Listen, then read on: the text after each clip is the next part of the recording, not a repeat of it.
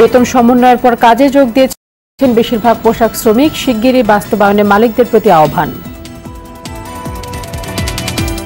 কাজে ফিরছি যে এই জন্য যে গেছি যে দেখি আবার কি করে মালিকে, এই জন্য গেছি। আমার বিবেচনা যে আমাদের যদি সরকার যেটা দিয়ে থাকে এটা আমাদের হবে। সংলাপ নয়, নির্বাচন পরবর্তী শুভেচ্ছা বিনিময় বললেন কাদের। এজেন্ডা জানালে অংশ নেওয়ার ব্যাপারে সিদ্ধান্ত জানালেন ফখরুল। ফেব্রুয়ারির প্রথম সপ্তাহে উপজেলা নির্বাচনের তফসিল। সদর উপজেলাগুলোতে ইভিএমে ভোট জানালেন ইসি সচিব।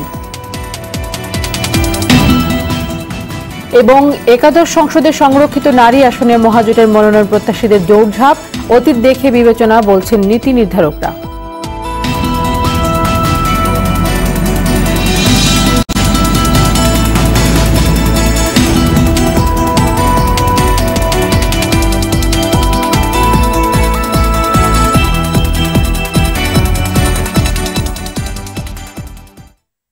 আসসালামু আলাইকুম, সবাইকে স্বাগত জানাচ্ছি আরটিভির রাতের সংবাদে। শুনছিলেন মার্কেন্টাইল ব্যাংক সংবাদ শিরোনাম। পুরো সংবাদে আপনাদের সঙ্গে আছি আমি ফারজানা তানি।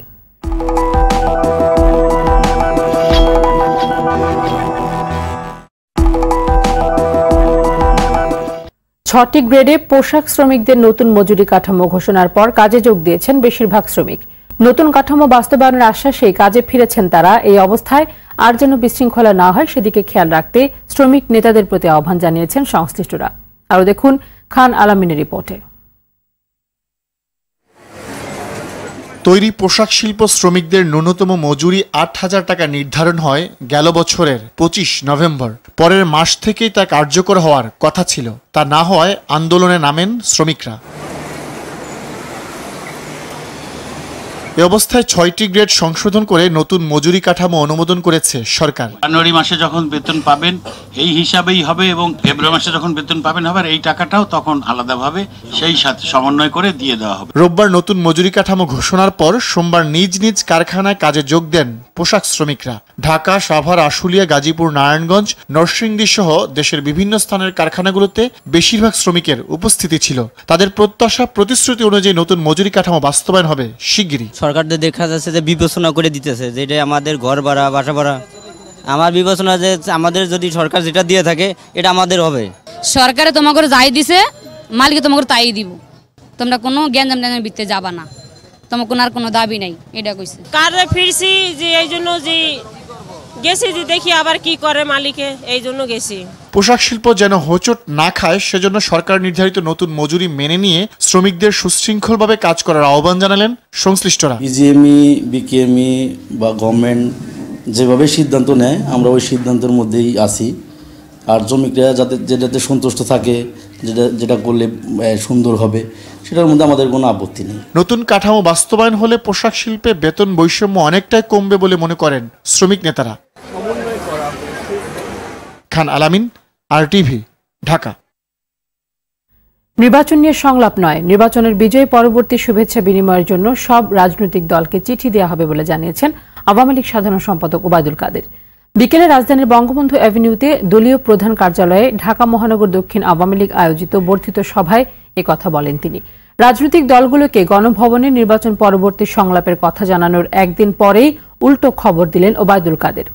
এ সময় ১৯ জানুয়ারি রাজধানীর সোহরাওয়ার্দী উদ্যানে আওয়ামী লীগের বিজয় সমাবেশকে কেন্দ্র করে কিছুটা জনদুর্ভোগ হতে পারে এমন আশঙ্কা ব্যক্ত করে আগাম দুঃখ প্রকাশ করেন তিনি।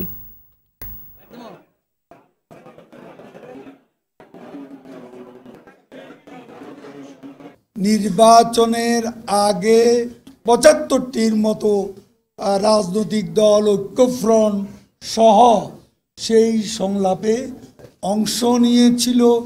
সেই দলগুলোকে তিনি গণভবনে আমন্ত্রণ জানাতে চান নির্বাচন পরবর্তী শুভেচ্ছা বিনিময়ের জন্য। এখানে কোনো সংলাপের বিষয় নেই, এটা শুভেচ্ছা বিনিময়।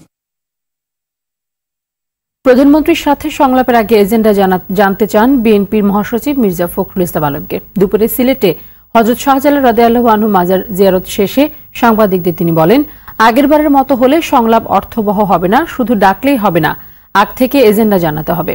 জনগণের অধিকার প্রতিষ্ঠায় পুনরায় নিরপেক্ষ নির্বাচন দেওয়ার দাবিও জানান মির্জা ফখরুল। পরে সিলেটের বালাগঞ্জে নির্বাচনী সহিংসতায় নিহত ছাত্রদল নেতা সাইম আহমেদ সোহেলের বাড়িতে যান জাতীয় ঐক্যফ্রন্ট নেতারা।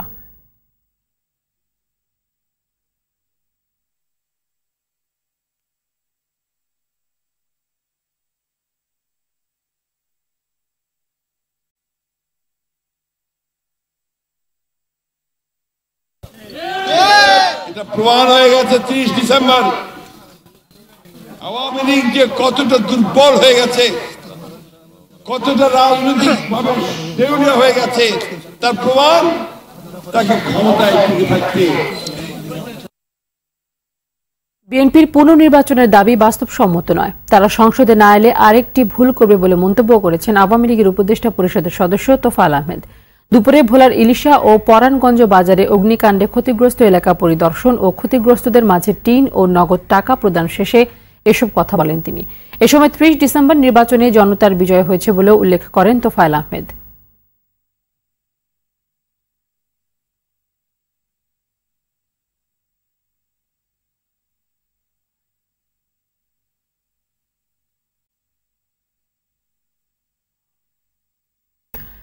উপজেলা নির্বাচনের তফসিল ফেব্রুয়ারির প্রথম সপ্তাহে ঘোষণা করা হবে বলে জানিয়েছেন নির্বাচন কমিশন সচিব হেলাল উদ্দিন আহমদ। তিনি জানান, উপজেলা নির্বাচনের সদর আসনগুলোতে ইভিএম এ ভোট গ্রহণ করা হবে।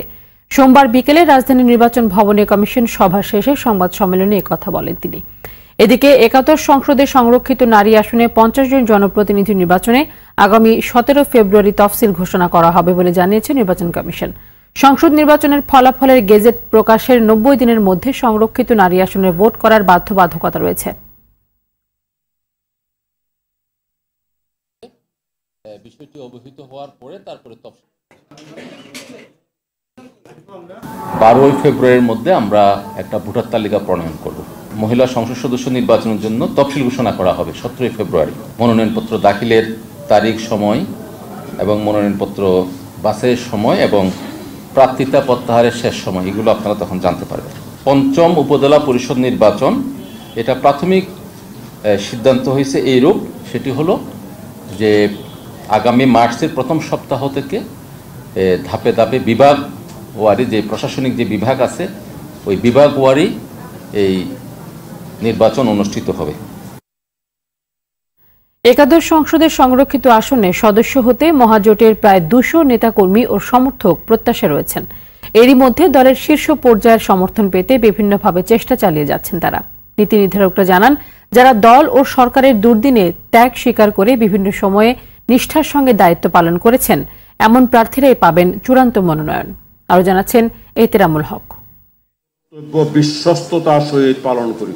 নির্বাচন এবং সরকার গঠনের পর এবার আলোচনায় একাদশ জাতীয় সংসদে সংরক্ষিত মহিলা আসন। এমপি পদে আগ্রহীদের তালিকায় আছেন রাজনীতি, শিল্প, সাহিত্য, সংস্কৃতি সহ নানান শ্রেণী পেশার মানুষ। রাজনীতিতে চেনা মুখের পাশাপাশি নতুনরাও আগ্রহী দলীয় মনোনয়ন পেতে। 4 দলীয় জোট সরকার ও 1-11 দুর্দিনে দলের পাশে থাকা তরুণ কর্মীরাও জায়গা পেতে চান একাদশ সংসদে। এবার অনেক তরুণ নেতৃত্বকে প্রাধান্য দিয়েছে। সেক্ষেত্রে আমি আশাবাদী আমাদের মতো যারা তরুণ, যারা উদ্যমী, যারা পরিশ্রমী, যারা ত্যাগী, তাদেরকে সামনে এগিয়ে দিবেন। আমি যদি মনোনীত হই অবশ্যই সততা নিষ্ঠার সাথে কাজ করে যাব এবং যে উন্নতির সোপানে দেশ চলেছে তা আরও এগিয়ে নিয়ে যাব। এদিকে জেলা কোটার সমন্বয়ের জন্য 10ম সংসদের অনেক এমপি বাদ পড়তে পারেন। জাতীয় সংসদে সংরক্ষিত মহিলা আসন বাড়ানোর দাবিও জানান মনোনয়ন প্রত্যাশীরা। যদি জননেত্রী শেখ হাসিনা যদি মনে করেন যে অভিজ্ঞ, মেধা, সৎ, যোগ্য ব্যক্তিকে নিয়ে আসেন, তো আমি কিন্তু একটা দাবিদার। জননেত্রী শেখ হাসিনার কাছে আমার আকুল আবেদন, তিনি যেন কমপক্ষে এবার হলে উনি 10টা আসন বাড়ান। যারা আন্দোলন সংগ্রামে অগ্রণী ভূমিকা পালন করেছে, যারা ত্যাগ স্বীকার করেছে, মামলা খেয়েছে, জেল খেটেছে, নির্যাতিত হয়েছে, তাদেরকে বেশি করে মূল্যায়ন করা হোক। আওয়ামী লীগের নীতি নির্ধারকরা জানান, নতুন নেতৃত্ব তৈরি এবং সুযোগ দেওয়ার জন্য এবার সংরক্ষিত আসনে প্রাধান্য পাবে নতুন মুখ। সেই সঙ্গে নবীন প্রবীণদের সমন্বয়ে সংরক্ষিত আসনগুলো পূরণ করা হবে। অবশ্যই আমাদের নারী আন্দোলনের যারা গতিশীলতা নিয়ে আসতে পারবে, নারী সমাজকে এগিয়ে নেওয়ার ক্ষেত্রে যারা গুরুত্বপূর্ণ ভূমিকা রাখতে পারবে, এবং আপনি জানেন যে আমাদের দলের অনেক ডেডিকেটেড নেত্রী আছেন যারা দীর্ঘ সময় বিভিন্ন নির্যাতন নিপীড়নের শিকার হয়েছে দল করতে গিয়ে। তো এই বিষয়গুলো তো প্রাধান্য পাবে বলে আমি মনে করি।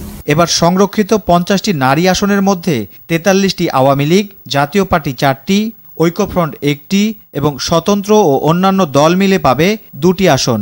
চলতি সপ্তাহেই সংরক্ষিত নারী সংসদ নির্বাচিত করতে তফসিল ঘোষণা করবে নির্বাচন কমিশন। এহেতেরামুল হক, RTV, ঢাকা। রোহিঙ্গা সমস্যার সমাধানে প্রধানমন্ত্রী দেয়া 5 দফার যথাযথ বাস্তবায়ন হয়নি এমন মন্তব্য করে পররাষ্ট্রমন্ত্রী আব্দুল মোমেন বললেন, এই সমস্যা সহজে সমাধানযোগ্য নয়। বিকেলে পররাষ্ট্র মন্ত্রণালয়ে গণমাধ্যমের সঙ্গে আলাপকালে তিনি বলেন, অর্থনৈতিক কূটনীতি জোরদারের জন্য বিভিন্ন দেশের সঙ্গে ঘনিষ্ঠভাবে কাজ করবেন তিনি। আরও দেখুন মুক্তা মাহমুদের রিপোর্টে। দায়িত্ব নেয়ার পর আগামীর করণীয় ঠিক করতে পররাষ্ট্র মন্ত্রণালয়ের কর্মকর্তাদের সঙ্গে একের পর এক বৈঠক করছেন মন্ত্রী আব্দুল মোমেন। এরই এক ফাঁকে সোমবার বিকেলে কয়েকটি গণমাধ্যমের সঙ্গে কথা বলেন পররাষ্ট্রমন্ত্রী। বলেন, মাত্র 7 দিনের দায়িত্বে কাজগুলো পুরোপুরি বুঝে নিতে না পারলেও দ্রুত করার চেষ্টা করছেন। প্রত্যেক দেশে আমরা আমাদের যে ফ্যাসিলিটিসগুলো আমরা তৈরি করেছি, সরকার দিচ্ছে, সেগুলো জানাবো, ইনফরমেশন দিয়ে এগুলো আমরা লাঘব করার চেষ্টা করব। কথা প্রসঙ্গে রোহিঙ্গা ইস্যু আসলে মন্ত্রী জানান, সমস্যা সমাধানে আন্তর্জাতিক সংস্থাগুলোরও গুরুত্বপূর্ণ দায়িত্ব আছে।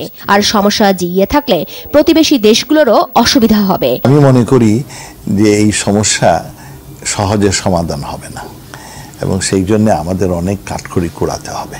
আমার তো ধারণা যে ইন্টারন্যাশনাল কমিউনিটিও তাদের দায়িত্ব ঠিক মতো পালন করেন না। রোহিঙ্গা ইস্যুটা জিইয়ে থাকে তাহলে আমাদের প্রতিবেশী রাষ্ট্রসমূহ ভারত, থাইল্যান্ড, মায়ানমার, বাংলাদেশ এগুলো ছাড়াও গণচীনেরও আপনার এই স্বার্থ বিঘ্নিত হবে। বর্তমান সরকারকে পশ্চিমের দেশগুলোও সমর্থন করেছে বলে দাবি করেন তিনি। পশ্চিমের শক্তিগুলো তারা সবাই আমাদের নতুন সরকারকে সমর্থন দিয়েছে এবং জানিয়েছে যে তারা আমাদের সাথে কাজ করবে। পররাষ্ট্রমন্ত্রী হিসেবে প্রথম সফরে প্রতিবেশী দেশ ভারতে যাবেন বলে জানান আব্দুল মোমেন।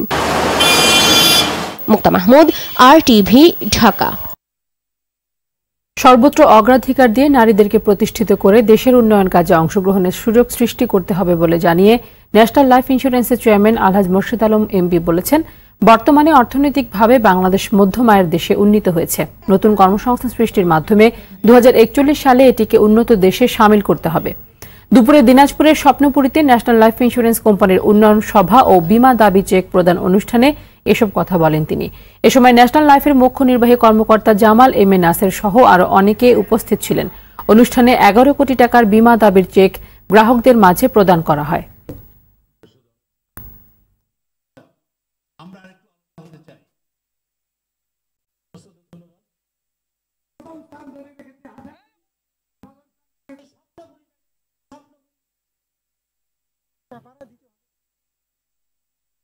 মধ্যমায়ের দেশে আমরা পরিণত ইনশাল্লাহ হয়ে গেছি। এরপরও কিন্তু আমাদের আরো ভীষণ আছে, যেমন 2041 সালে উন্নত দেশে পরিণত করা।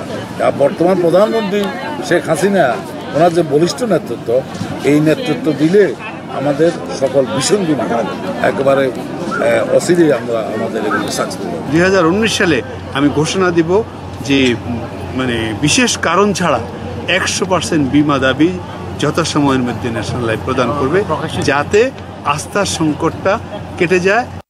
অনলাইন গণমাধ্যমের সুষ্ঠু বিকাশে নীতিমালা করার কথা জানালেন তথ্যমন্ত্রী ডক্টর হাসান মাহমুদ।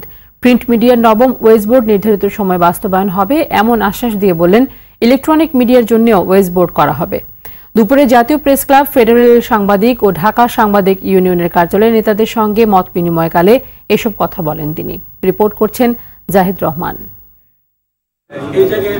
দায়িত্ব নেওয়ার পর প্রথম কোনো মত বিনিময় সভায় সাংবাদিক নেতাদের সঙ্গে তথ্যমন্ত্রী। প্রথমে তিনি বিএফইউজে ও ডিইউজে নেতাদের শুভেচ্ছা নেন, পরে প্রেস ক্লাবের নবনির্বাচিত পরিষদের সঙ্গে শুভেচ্ছা বিনিময় করেন। নেতারা সাংবাদিকদের অধিকার রক্ষায় মন্ত্রীর হস্তক্ষেপ চান। সকল ভয় ভীতির ঊর্ধ্বে উঠে সাংবাদিকতা করতে চাই, সেই জায়গাটা আপনারা যারা আছেন তার রাষ্ট্রীয় পর্যায়ে, রাজনৈতিক পর্যায়ে তারা নিশ্চিত করবেন, এটা আমাদের প্রত্যাশা হবে। এটি প্রস্তুত হয়ে আছে, এই সামনের অধিবেশনে আপনি এই আইনটি সংসদে উত্থাপন করবেন। যে সকল পত্রিকা ওয়েজ বোর্ড গ্রহণ করে, ওয়েজ বোর্ডের রেড কার্ড নেয়, অথচ তারা শ্রমিকদের বা কর্মচারীদের ভয়েস বোর্ডের সুবিধা দিয়ে দেয় না। তাদের বিরুদ্ধে ডিএফপির মাধ্যমে ব্যবস্থা নেওয়া দরকার। আপনি বাংলাদেশে মুখ্যমন্ত্রী হিসেবে ইতিহাস সৃষ্টি করবেন। বাংলাদেশে মিডিয়া বিপ্লবের কথা উল্লেখ করে চ্যালেঞ্জ মোকাবেলায় সবার সহযোগিতা চান তথ্যমন্ত্রী। অনলাইন মিডিয়া এটি প্রয়োজন এবং এটি আজকের পৃথিবীর বাস্তবতা এবং এটির বিকাশ প্রয়োজন, কিন্তু এটির সুষ্ঠু বিকাশ প্রয়োজন। নবম ওয়েস বোর্ড 28 তারিখের মধ্যে গেজেট হওয়া প্রয়োজন। বাস্তবতায় তো ইলেকট্রনিক মিডিয়া আছে, সুতরাং এটি আমি মনে করি যে এটাও ওয়েস বোর্ডের মধ্যে আসা প্রয়োজন। গণমাধ্যম কর্মী আইন দ্রুত বাস্তবায়ন করতে এরই মধ্যে মন্ত্রণালয় এটিকে চিহ্নিত করেছে বলেও জানান তথ্যমন্ত্রী। আপনাদের প্রতি কৃতজ্ঞতা প্রকাশ করছি। জাহিদ রহমান, RTV, ঢাকা। টাঙ্গাইল জেলার ঢাকাস্থ মধুপুর উপজেলা সমিতির পক্ষ থেকে নবনির্বাচিত কৃষিমন্ত্রী ডক্টর আব্দুর রাজ্জাককে অভিনন্দন জানানো হয়েছে। সন্ধ্যায় রাজধানীর মানিক মিয়া অ্যাভিনিউতে সংসদ সদস্যদের ভবনে সংগঠনের পক্ষে শুভেচ্ছা জানানো হয়। আওয়ামী লীগের সভাপতি মণ্ডলীর সদস্য ও কৃষিমন্ত্রী আব্দুর রাজ্জাকের নেতৃত্বে কৃষি ও খাদ্যে বাংলাদেশ আরও এগিয়ে যাবে বলেও আশা প্রকাশ করা হয়।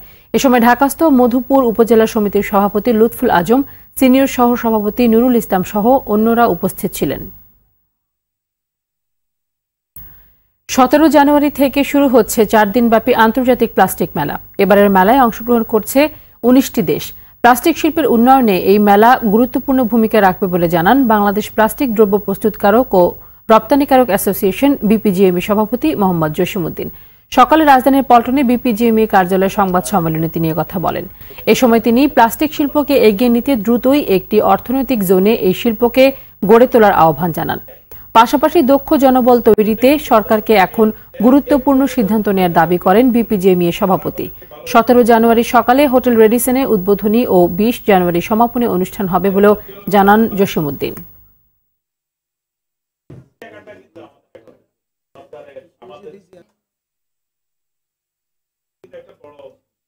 আমাদের এই মেলা করার যে মেইন উদ্দেশ্যটা সেটি হচ্ছে একই ছাদের নিচে এতগুলি কোম্পানিকে নিয়ে আসা। আমাদের যারা ছোট ছোট মেইনলি মিডিয়াম এবং ছোট ইন্ডাস্ট্রিগুলি, তাদের জন্য সবচেয়ে সুবিধা হয় তারা একই ছাদের নিচে তাদের মেশিনারিজ কিনতে পারেন, র মেটেরিয়ালস কিনতে পারেন, সাপ্লায়ারের সাথে হয়, কারণ প্লাস্টিকে অনেক ধরনের র মেটেরিয়ালস প্রয়োজন হয়, অনেক ধরনের প্রিন্টিং মেটেরিয়াল দরকার হয়।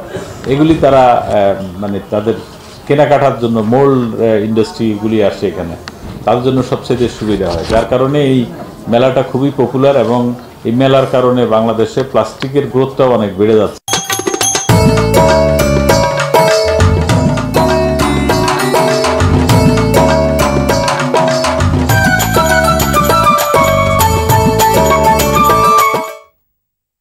সাংস্কৃতিক সংবাদ শেষ করব ঢাকা আন্তর্জাতিক চলচ্চিত্র উৎসবের খবর দিয়ে। ঢাকা আন্তর্জাতিক চলচ্চিত্র উৎসবে প্রদর্শিত হল বেঙ্গল মাল্টিমিডিয়া প্রযোজিত চলচ্চিত্র জন্মভূমি। বাংলাদেশে আশ্রয় নিয়ে রোহিঙ্গাদের কঠিন জীবন সংগ্রামের চিত্র ফুটে উঠেছে সিনেমাটিতে। আরও দেখুন আপেল শাহরিয়ারের রিপোর্টে। ঢাকা আন্তর্জাতিক চলচ্চিত্র উৎসবে জন্মভূমি সিনেমাটি দেখতে পাবলিক লাইব্রেরি প্রাঙ্গণে ভিড় জমান চলচ্চিত্র প্রেমীরা। ছবিটির গল্প গড়ে উঠেছে বাংলাদেশের কক্সবাজার জেলার কুতুপালংয়ে মিয়ানমারের রাখাইন রাজ্য থেকে বিতাড়িত রোহিঙ্গা শরণার্থীদের নিয়ে। সারা পৃথিবীতেই শরণার্থী বিষয়টি অত্যন্ত গুরুত্বপূর্ণ বিষয়, কিন্তু বাংলাদেশে এরকম একটি ঘটনা হওয়ার পরেও শরণার্থী বিষয়ে চলচ্চিত্র খুব কম নির্মিত হয়েছে, যেগুলি আন্তর্জাতিকভাবে। কিন্তু এর মধ্যে আমাদের এই চলচ্চিত্রের যে বিষয়, এটি সত্যিকার অর্থেই মানুষের আবেগকে স্পর্শ করছে। সিনেমাটি দেখে আবেগতাড়িত হন অনেকে। মেসেজটা অনেক ভালো ছিল, বিশেষ করে আমরা ফিল করছি যে কষ্টটা কিরকম যারা রিফিউজি আর কি, ওদের যদি নিজের দেশে না থাকা যায় কতটা কষ্ট আর কি, এটা আমি ফিল করলাম মুভিটা দেখে। তা আমি ভাগ্যবান যে আমি আমাদের দেশে বাস করি। জন্মভূমি ছবিটি নির্মিত হয় বেঙ্গল মাল্টিমিডিয়ার ব্যানারে। Apple Shahriar, RTV, Dhaka. রাতের সংবাদ শেষ করার আগে মার্কেন্টাইল ব্যাংক শিরোনামগুলো জানিয়ে দিচ্ছি আরও একবার।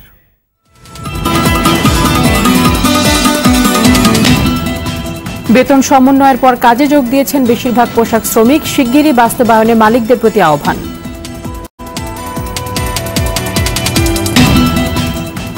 সংলাপ নয়, নির্বাচন পরবর্তী শুভেচ্ছা বিনিময় বললেন কাদের। এজেন্ডা জানালে অংশ নেওয়ার ব্যাপারে সিদ্ধান্ত জানালেন ফখরুল।